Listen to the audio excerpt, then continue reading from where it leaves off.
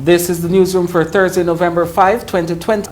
In the headlines, Dr. Ashley Singh is sworn in as a senior minister with responsibility for finance. Public service for me has been something that I've devoted all of my professional energies to over the years, and it's something that I consider a great honor.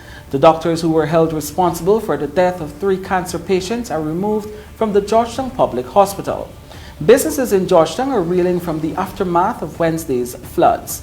An elderly woman dies from COVID-19 and her entire family, including a 2-year-old, has tested positive for the disease.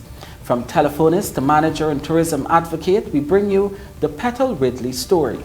And in sport, Guyana Football Federation president says it is impossible for football to be played in a bubble in Guyana. With the news, I'm Kurt Campbell. We're glad you can join us. First up, President Irfan Ali on Thursday named Ashley Singh as senior minister within the office of the president with responsibility for the finance ministry. The appointment was announced during an urgent briefing with the press at the office of the president in the presence of all government and cabinet ministers. Singh was officially sworn in by President Ali on Thursday. Despite naming his cabinet on August 5, President Ali did not announce a finance minister and noted that he was actively in search of someone. Singh is not a new face in the PPP government, as he served as finance minister in 2006 until 2015 when there was a change in government.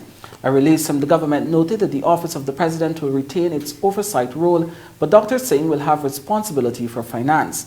The head of state said Dr. Singh will be part of the team to oversee the transformative agenda of government, which includes projects, programs and policies that will stimulate growth, expand the country's economic base and strengthen existing sectors. This afternoon I'm pleased with the addition of a new member of our team, Dr. Ashley Kumar Singh. I do not need to introduce Dr. Ashley to the people of Guyana. He functioned as Minister of Finance, Director of Budget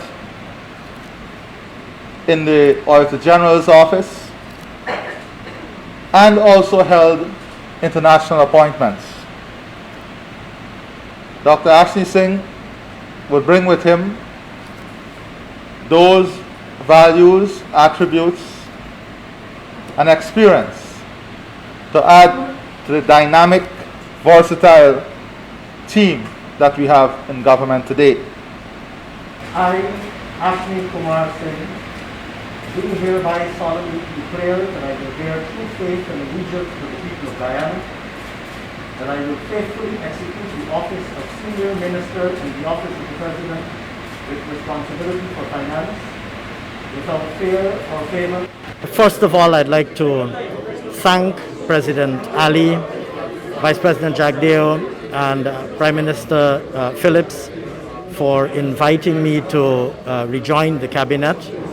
I have spent almost all of my life in public service in Guyana, and so public service for me has been something that I've devoted all of my professional energies to over the years, and it's something that I consider a great honor.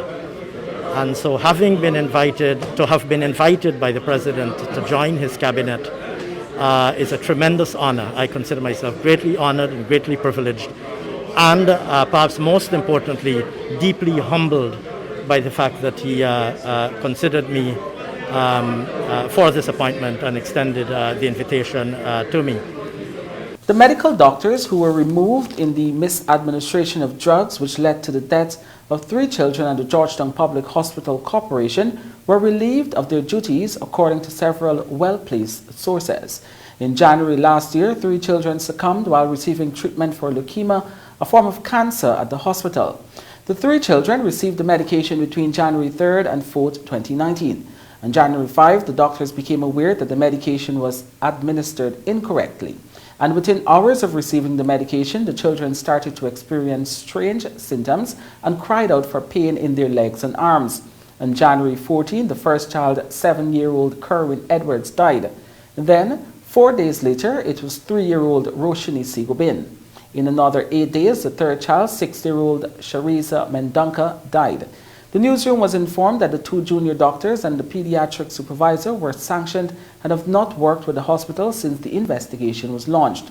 In addition to losing their employment with the Georgetown Public Hospital, at least one of the doctors hired through the Ministry of Health is before the Medical Council's disciplinary committee. This matter is ongoing at the committee's final review, according to the chairman of the Medical Council, Dr. Navindranath Rambaran. The investigation into the deaths of the 3 children is not yet completed. However, one of the 3 families has taken some legal action. The 2 other families, on the other hand, have opted to accept compensation from the Georgetown Public Hospital and are not pursuing any action against the hospital. We tell you now that businesses in Georgetown are counting millions of dollars in losses as well as an interruption to business due to severe flooding from intense rainfall on Wednesday. Up until Thursday, businesses were still trying to get rid of accumulated water and see what goods and materials can be salvaged. Isanella Patwa reports. As a result of severe flooding due to heavy rainfall, businesses and residents in Georgetown suffered major losses on Wednesday. Persons spent hours bailing out water from their flooded stores and homes. The newsroom visited a number of businesses on Thursday, where a few businesses chose to remain closed, while others remained opened and were preparing for another flood. The National Weather Watch Center advised that the current weather pattern will continue until Sunday, November 8, while the authorities have been working to ensure pumps and sluices are operating to reduce the risk of flooding. Dominique Dolphin, an employee at Jay's Enterprise on South Road, Georgetown, explained that every time it rained, the store is flooded, so they took precautions early and packed all goods and products on wooden bars. The weather was very tedious to me. I would find it a lot of hazard in the water. Well, since the 2005 flood with the leptospirosis and so on, I'm very careful with handling water. A lot of work sweeping out, cleaning, normal detergent stuff we use, especially with the coronavirus going on. We try to be safe as much as possible. A businesswoman on King Street, Nafisa, further explained that she had to dump approximately $500,000 in shoes because of the flood. The businesswoman did not wish to be on camera. Well, I am really disappointed in the council because over a period of time, every time the rain falls, the water rises, right? What had happened is that they should have put measure in place before. You understand? Because yesterday when I came here, my store was underwater and I had a lot of damages. Quite a lot. And what the government needs to know, or whoever is in place needs to do, is that the business brings revenue into the country. And when we're affected in this way, there's no way we could go on. I lost quite like $500,000 because my shoe and my sneakers are like $7,000 and $8,000 per pair. You can see the quality over there, right? So when it's soaked on the water for one entire day, I came here like 10 o'clock yesterday morning and the store was underwater. And we have raised this store like 3 times up. And just last 2 weeks, we were thinking about raising it again after we saw the water was rising and rising, because you got to protect your stuff. Meanwhile, Minister of Agriculture Zulfikar Mustafa has assured that engineers and technical officers will be working around the clock to ensure all pumps and sluices are functioning in Georgetown and across the country. The intensity of the downpour on Tuesday night in a short period of time contributed to the severe flooding in the city. Additionally, the capacity of the drainage system is not designed to take off a huge amount of water. The country is in transition for a secondary rainy season, which usually starts mid-November and ends in January. Reporting for the newsroom, I am Isanella Patwa. A 74-year-old woman died next to her daughter at the Wismar Hospital in Region 10 on Thursday, hours after she was hospitalized, while 11 family members, including her 2-year-old grandchild, tested positive for the virus. Dead is Estella Williams of Mobilisa on the Soos-Dyke-Linden Highway. She is recorded as the 132nd COVID-19 death and the 6th for this month. The Ministry of Health earlier on Thursday reported that a 54-year-old woman from Region 4 had died at a medical facility. Williams' daughter, 44-year-old Colleen Williams, is also hospitalized at the Wismar Hospital, suffering severe symptoms of the disease since October 29. She spoke with the newsroom via telephone on Thursday. She come in yesterday afternoon, and this morning, like 10 after 6, she died near to me. When did she test positive? Um, Monday, them test them inside my blood, so Monday. Okay, you were tested on Monday too? No, I'm tested on last week Thursday. And then Thursday, I'm in the hospital with my, Yeah, your mom, she had any other health conditions? yes, pressure and like, let me see, around like 2 weeks, like she was in a stroke. She can't walk anymore and she hardly could speak to us and so until she gets, and so she tests positive for the COVID and died fast. So I asked the nurse if they could carry her to town and them said no. So they only had the oxygen and then saline on her. I understand other family members tested positive too. Can you say how many? Yes.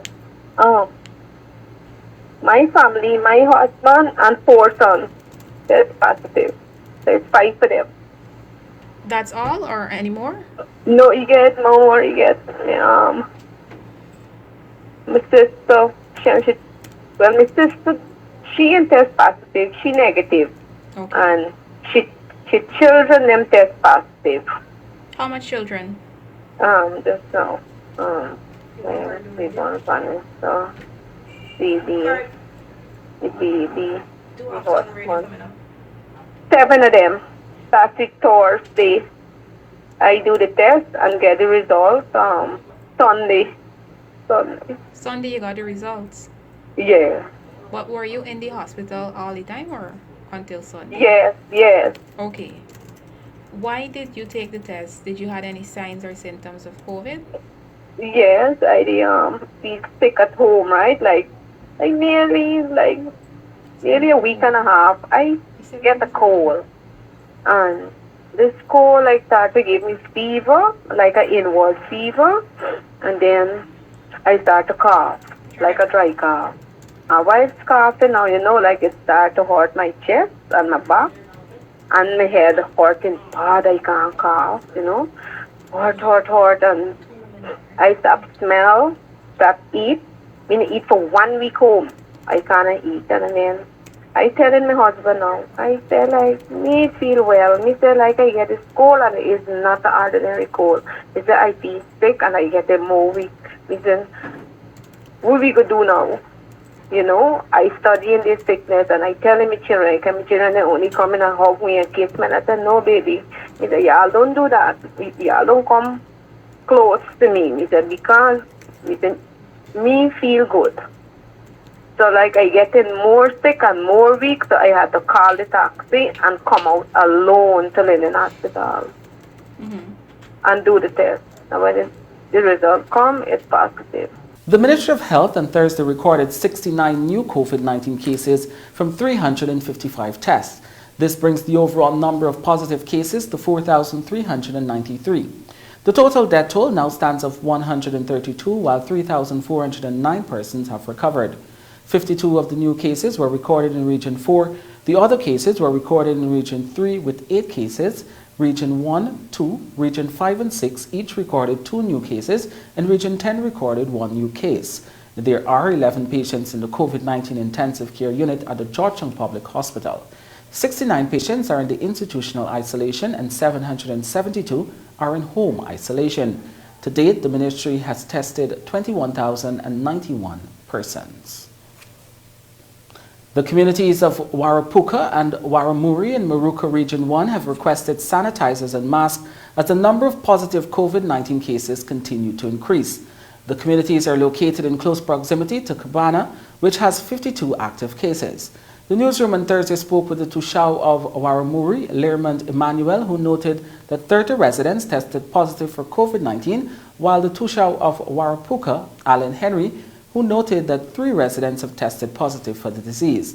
The village leaders are concerned that the positive case is further increasing, but are pledging for assistance to properly screen residents and those who visit the areas.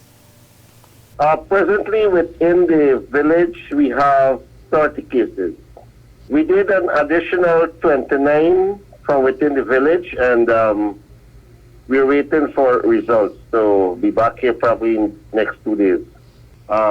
Presently, within the areas, we do not have the face masks and like cleaning detergent, and we are asking for help in those areas. Aside from that, the Heimer Cabra also, we're requesting that we get help from any person who is willing to come on board to assist with food hampers. The entire village is approximately 2005. Well, the first sample that we sent out was 7 out of the 7. We get 3 positive. They saw yesterday, 2 days back, that the doctors mentioned it again, and so we sent out 18 samples, and we don't get any results as yet. Like, well, we need like face masks, we need like sanitizer, we need the liquid, we need the whole outfit. The whole outfit for the cleaning area that personnel to do the cleaning every day in and out of the community. Yeah? So that is our main concern today, because people are scared, and we don't want to affect it as much as other communities. We don't want to spread it.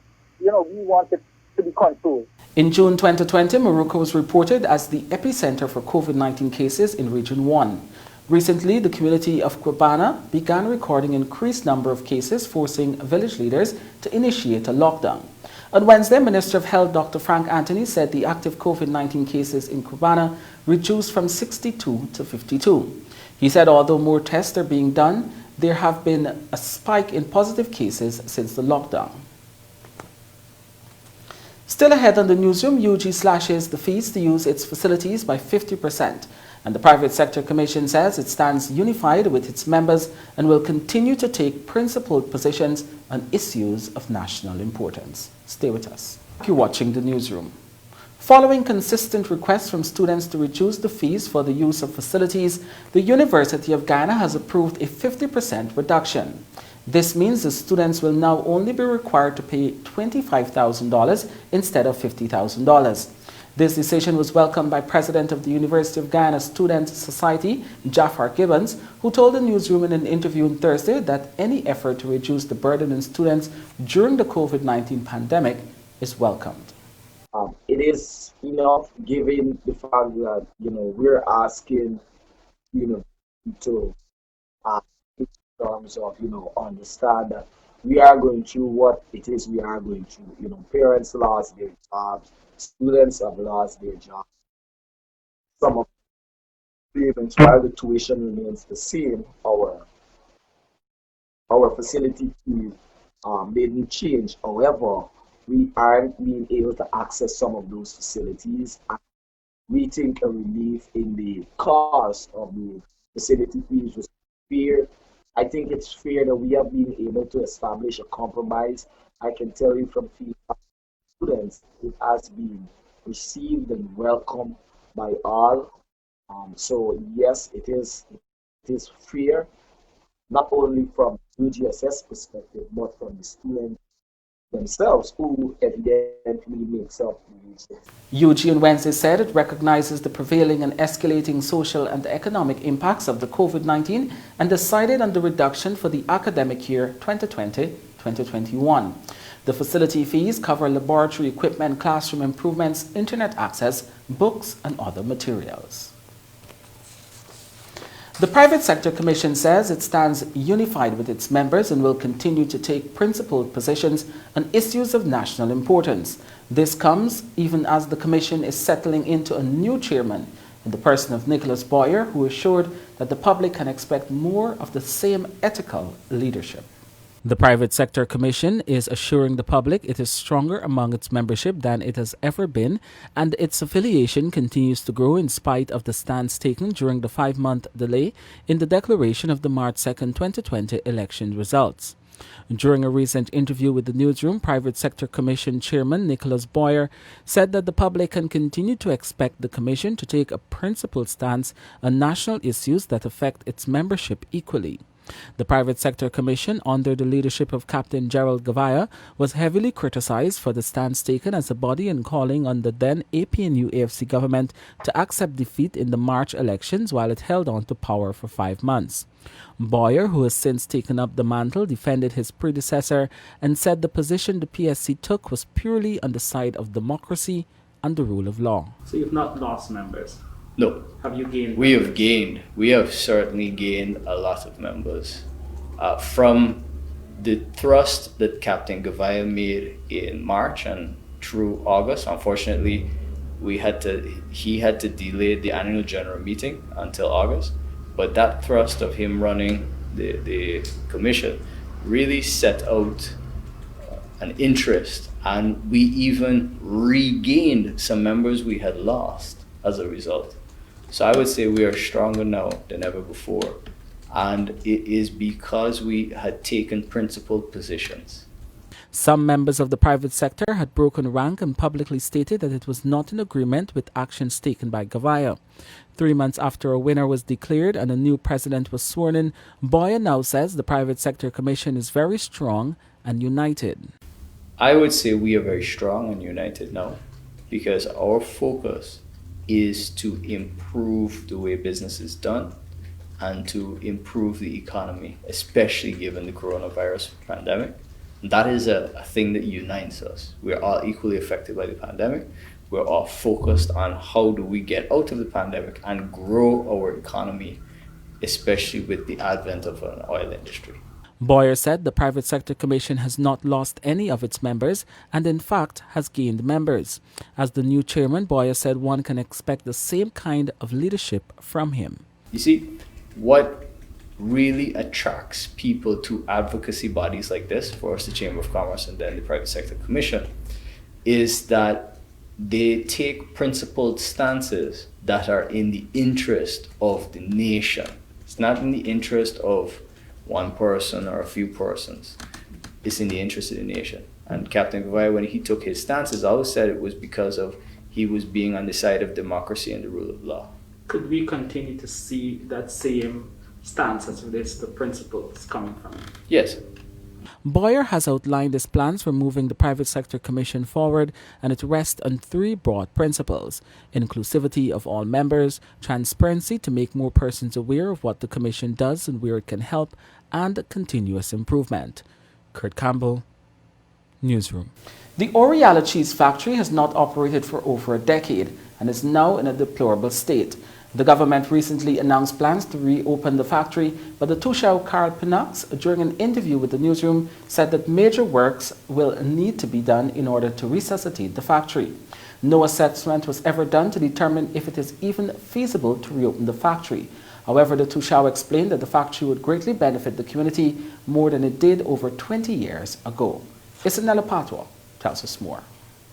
I am making a commitment that we will try to assist once again the village to develop that factory, that cheese factory and juice factory that they had. So we'll work to create employment for the people in the community and also for the community to have something, an economic venture. That was Minister of Agriculture Zulfikar Mustafa. He made the comments during a recent visit to Oriala, an indigenous village along the Quarantine River in Region 6. The factory he spoke about started in 1995 by a Belgian couple who vacationed in the village and saw unemployment as an issue and decided to do something about it. 5 years later, the factory was left in the hands of an all-female committee in the village and a few years later ceased operation. The factory produced cherry, mango and pineapple fruit cheese, which was exported to the Caribbean and Europe. The village's Tushao, Carl Pino, during a telephone interview with the Newsroom on Thursday, explained that the factory has not been in operation for years and as such is now in a deplorable condition.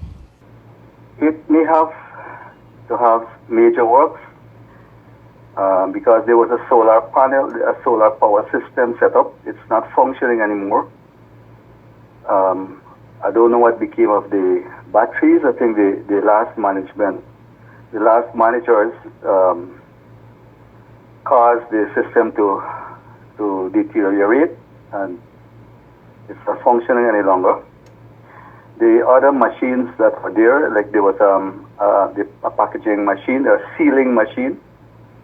I doubt whether those things are functioning. So, and then the water system, I'm not sure if that's functioning also. And then there will have to be the lighting will have to be checked and see if they're functioning, if the lights are functioning. So I think it's going to need some major works. The Tushao explained that the original arrangement with the Belgium couple was to hand over the factory to the village after 25 years. The previous village council in 2018 made the decision to hand over the factory to a farmers association who never did anything substantial with it.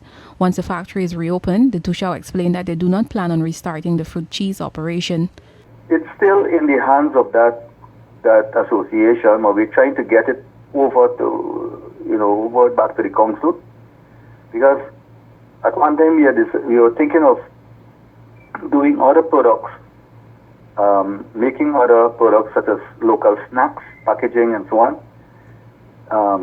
There in the factory, we were thinking of doing like plantain chips, sweet cassava chips, jam, package our own cassava bread, our casrib, bottle the casrib, and a few other products. While no assessment has been done to determine how much money the factory would need to begin operations again, the Tushao said it would be of great benefit to the village.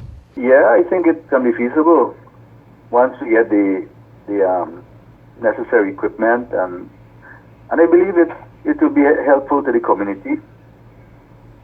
It's going to provide some employment there, and the products. We're trying to do ecotourism in Oriala and Sabotage. So if we start to produce our own local crafts, we already have our local radio station, Radio Oriala, and we have our local crafts, our local products. Then we're going to feature our local handicrafts and so on. So it will be good. It can be good for the community and for our tourism drive. The government also announced the potential development of the Tarakuli bauxite deposit, located about 10 miles from Oriala and is one of the largest untouched deposits in Guyana. This will see massive developments in the health, education and transportation sector for the village. Reporting for the newsroom, I am Isanella Patwo. Still ahead on the newsroom from telephonist, the manager and tourism advocate, we bring you the Petal Ridley story. You're watching the newsroom. The government will be investing $1.2 billion in the upgrade of the Saudi Public Hospital in Region 2 in 2021. This will be done with funding from India, according to Minister of Health Dr. Frank Anthony. In his daily COVID-19 update with the Department of Public Information, Dr. Anthony said there is a need to upgrade the regional hospitals and utilize all staff at the facilities. In Region 2, we'll be working with them. We have already spoken to them about Indian grant that we expect to come into effect next year. And with that grant, the Saudi Regional Hospital will be doing a substantially new, I would say, hospital, because we'll be investing maybe about $6 million in that facility. So we've had some discussions on that as well, and I think it has been well received by the region. We are also looking at some other infrastructural projects that we want to have there, and of course the medical staff that we have deployed there, we want to see them being utilized optimally. So these are all things that we are working on.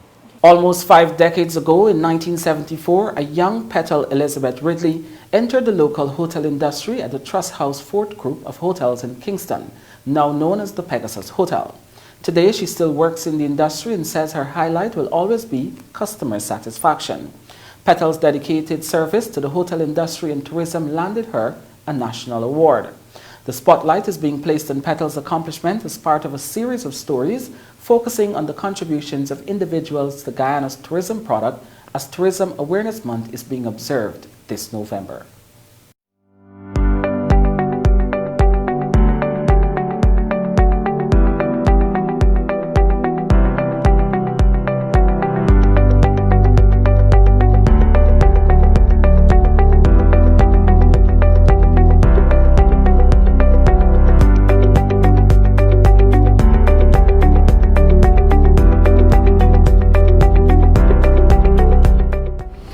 Service is important to me. You have to understand it. You have to have a certain attitude in order to meet to your altitude. If you don't have that attitude and flair with style, right? You have to have that. You have to be a people's person. If you're not a people's person, then you're in the wrong business. In the wrong business. 47 years ago, I would have entered the hotel industry at the Trust Houses Fort Hotel in Kingston. I started off as a telephonist. I would have stayed in that position for maybe 1 year. Then I moved into the receptionist position. At first it looked very hard and difficult, but with time and with application and with constant training, it was easy. I got to love this job over a period of time because I was exposed to various training at the highest level. But I had a longing or a yearning to not just want to be satisfied being a receptionist. One day they decided that it's time for me to move up the ladder. So they removed me from being a receptionist, and I was appointed assistant front office manager. So that took me out of that realm and put me straight into management. Management is good. Forecasting of a hotel was one of my top priorities in terms of, I love to overbook a hotel. I like to play with numbers. And so, I overbooked the hotel several times, but then we came out very well. And then I learned some amount of cashiering as well. I learned also how to be a concierge, assist with taking up luggage and all that. I also had the opportunity of going into the laundry department while being at the front desk, into the housekeeping department. I learned how to make up beds. I had a stint too in the security department. I also acted as chief security officer, would you believe that? Being in charge of some strong men. It was a rewarding experience. But all in all, there came a point in time when I was appointed to the position of front office manager.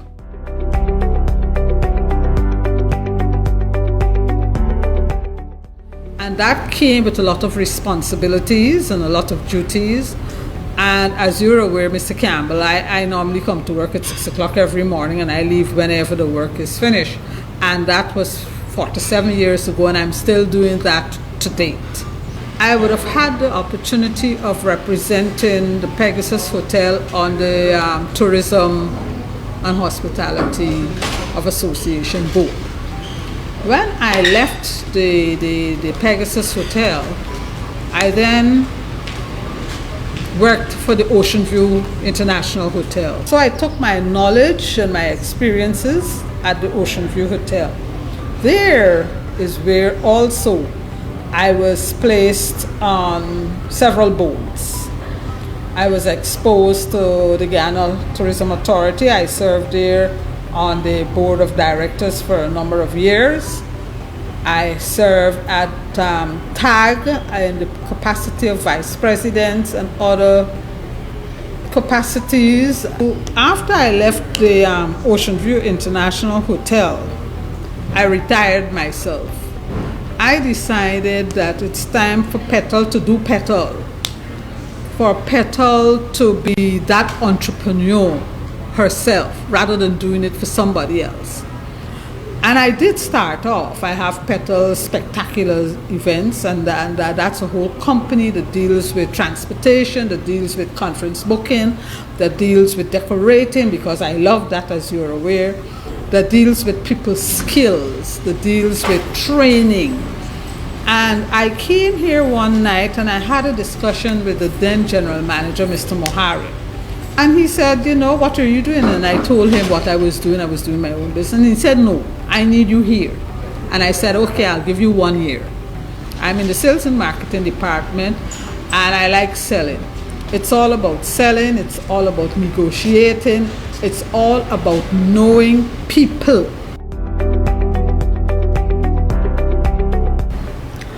Well, that one was really surprising to me. A number of persons would have approached me over a number of years saying they just want me to give them background on me and what I have done. Because apart from working in the hotel industry, I served on the Salvation Army Board. I served as president of the YWCA. I'm in the Lions. I'm in the JCs. I also served at Carnegie School of Home Economics doing part-time lecturing there. But I never took anyone seriously until Indira Nanjit said to me last year, I'm overdoing it. Give me your information. So that when somebody called me the night when it was announced, I said, no, you gotta be kidding. But it was indeed an honor receiving such an award for 47 years of dedicated service across the spectrum. You know, I was very elated to have had the opportunity to have met a number of statesmen, stateswomen during my career. I was very gratified and always remain humble when I will meet my staff from yesteryear, more so those who are living abroad. And they would say to me, Miss Ridley, hadn't it been for your principal position and your training, we could not have made it in the United States of America. I'm gratified by those kind remarks. And my highlight throughout the years working in the industry is guest satisfaction. Guest satisfaction and looking at their faces and knowing that they are pleased with the output. That's my highlight.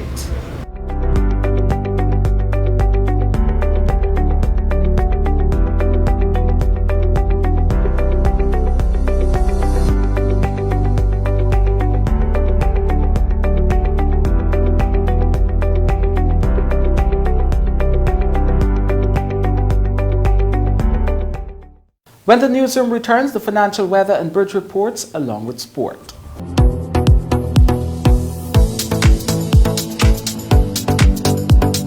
Welcome back to the newsroom. We start things off with some football news. The new norm of keeping sport events in a biosecure environment, commonly called a bubble, is not applicable to Guyana given our lack of infrastructure, according to Guyana Football Federation President Wayne Ford. Ford expressed this view in a recent interview with Newsroom's Akim Green. COVID-19 continues to be a fluid issue in Guyana, and there are different views on the best way to resume on-field activity for sport. The senior men's national football team is one of those who will be hoping to get back on the pitch sooner rather than later, given the busy 2021 that beckons. Though the bubble has reaped success from a health standpoint, where it has been implemented across the world, Ford explained that at this point in time, Guyana cannot replicate such. More so, CONCACAF executive Howard McIntosh had stated that it is not financially possible to hold competitions in a biosecure environment in the region. It is impossible for us to have any serious discussion around football in a bubble. We do not have the infrastructure to create a bubble in Guyana for football. It is totally impossible. But what we can have is conditions where we limit the risk as far as is practicable. According to Ford, the more practical option would be try and limit the amount of contact the players are exposed to by putting financially viable systems in place. If I was to use the national team as an example, that is actually our priority, to get those youngsters back on the training pitch. We may be able to transport them from central points to the venue and back. So we reduce the amount of time they spend in a public transportation and the amount of persons that they come into contact with. But they also have family members that are traversing every single day to and from their place of work and their place of business. So there again, we would have reduced their contact time, but we don't eliminate the possibility of them coming into contact with someone entirely. So the bubble cannot be replicated in Guyana as we have seen in other parts of the world. Now that sports events are allowed to resume under the new COVID-19 measures, the GFF head said their objective will be ensuring they get their players back training and playing. This is an unprecedented time that we're in, and we have to make decisions that are sensible. So I can understand that there is an insatiable appetite among the fans to get into a football venue and just feel that experience of a football event, much less the game itself. But we have to be very smart as to what our core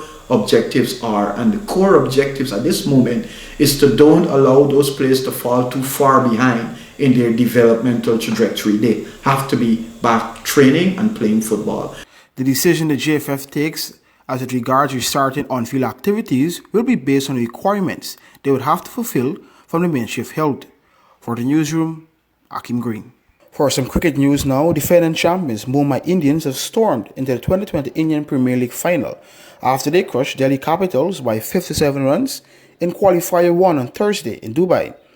Mumbai posted a challenging 200 for 5 on the back of half centuries from Ishan Kishan, who made 55 from 30, striking 4 fours and 3 sixes.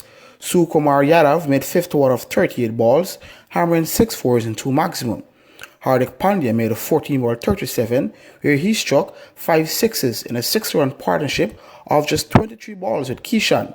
Quinton de Kock made a 25-ball 40. Ravichandran Ashwin was Delhi's best bowler with 3 for 29 from his quarter. In response, Delhi were stunned by Trent Bolt, who left them none for 2 after the first over, and Jasprit Bumrah struck in his second over, which had the score 1 for 3. Bumrah ended with 4 for 14.